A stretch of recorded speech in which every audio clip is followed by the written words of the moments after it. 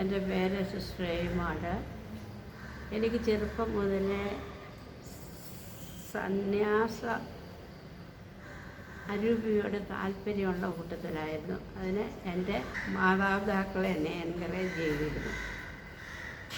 ആ സമയത്താണ് sister ക്ലീലായും sister ഹാക്കിമും അവധിക്ക് വീട്ടിൽ വരുന്നത്.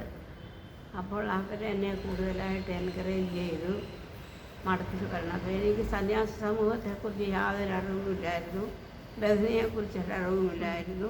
പക്ഷേ ഇവരുടെ പ്രേരണ എന്നെ ബദനി മഠത്തിൽ ചേരുന്നതിനുള്ള ഒരു താല്പര്യം എന്നിൽ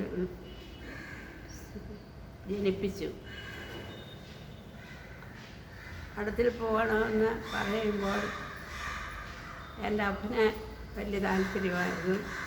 അപ്പനെപ്പോഴും എന്നോട് പറയുമായിരുന്നു അൽഫോൻസാമ്മയെ പോലെ ആകണമെന്ന്.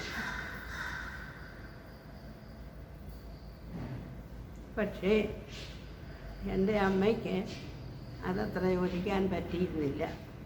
എന്നാലും അത് വകവയ്ക്കാതെ ഞാൻ ബദനി സന്യാസി സമൂഹത്തിൽ വരികയും സമൂഹത്തെക്കുറിച്ച് യാതൊരു അറിവുമില്ലായിരുന്നു എനിക്ക്.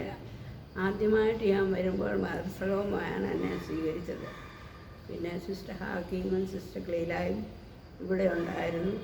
എന്നെ സന്തോഷത്തോടു കൂടി അവരെ സമൂഹത്തിൽ ഉള്ളിലോട്ട് വിളിച്ചു വരുത്തി.